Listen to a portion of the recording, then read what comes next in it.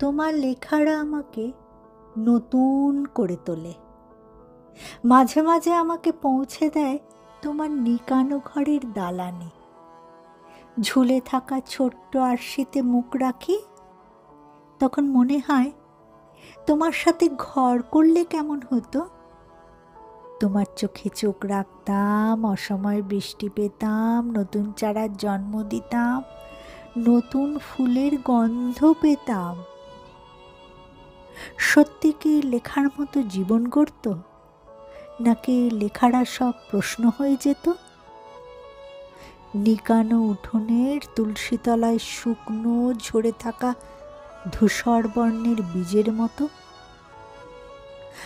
আবার কবে সবুজ হতো, আবার নতুন কবে হতাম?